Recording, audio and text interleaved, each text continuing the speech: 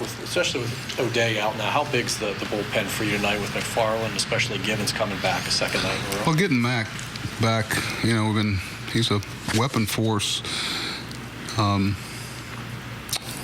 He makes the rest of the bullpen better by the things that he can do and the versatility he has. It's not always, that he overpowers somebody, but he's little by little. The process with him and up here, you see how well he pitched down in AAA's. And Michael certainly made a good contribution and pitched a solid 2 innings for us. When we got him, he was like 1-6, 1-7 the plate when he first started pitching. And being quick to the plate tonight, he gives our catchers a chance. Matt made a great throw there. But both those guys, Michael's been thrown in the fire mostly because we think he can handle it. And we have other options, but he's responding to it well. I think his background has kind of helped him some. I know he's a heck of a fielding pitcher. Do you look at this as even more of a step up, even more difficult appearances for him with Darren not around, or did you always kind of view it that way anyhow?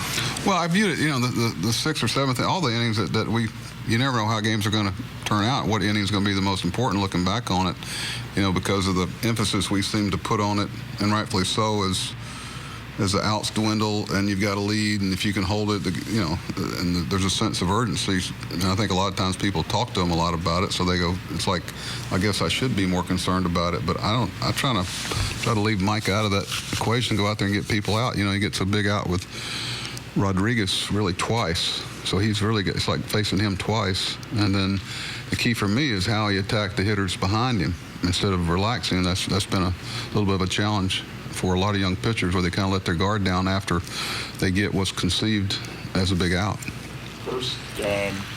First 8 starts for Tillman, 1 home run. Mm-hmm. Last 4, I guess 8 home runs. Mm-hmm. What's been the difference? Just location. It's kind of like Ubaldo. You don't see 3 better innings pitched than he pitched. Start the game, pitch count was down, and we're having not illusions, but you're hoping that he's going to be able to get deep in the game and give some guys a blow in the bullpen. And I almost took him out of the game. He threw close to 40 pitches that 1 inning, and that's about where we stopped. And he was down to his last hitter there. I was hoping to get him through 6. It didn't work out. And he kept the game engaged. There was a lot of opportunities there for the game to get away from him. It was 4-5-2, whatever it was when he left out. He was very close to coming out of that 4-2. But, our guys scoring a run off batons is tough to do. How vitally important was it to score the tying run before they got to that 3-headed monster? I don't know. You start putting too much emphasis on one part of it. You got to do what you got to do. I'm more interested in trying to keep them from scoring, and they don't.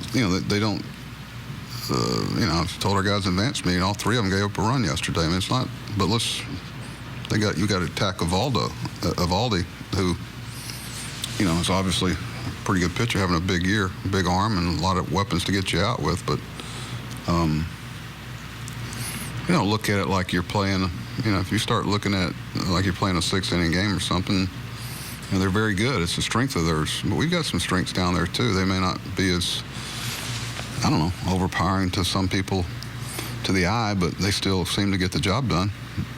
Like every time there's a rally, it seems like Kim is somewhere in the middle of it. What are you seeing from him? He's staying short, not trying to get very big, and taking what they give him. He's handling a lot of pitches, and he's not missing the pitches that he can handle.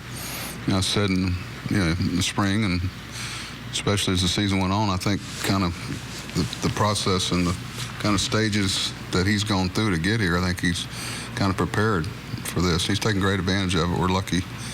He's been in the middle of it, just about everything for us, it seems. He's one of many contributors to the rally. In the 6th and the 7th, you had a lot of guys. That has to make you feel good about getting a lot of guys contributing to. Yeah, you're sitting there, and the breaking ball that he throws, you can put it up against any you want to see. And Adam, he throws the first one at him, a little buckler, and then to be able to get a hit off that, I don't think. And then it's like Trum, you get the one that is coconut, and it's very easy to sit in the ivory tower that we all are when we're not participating and say, why don't they just sit on or do this and that? That's hard.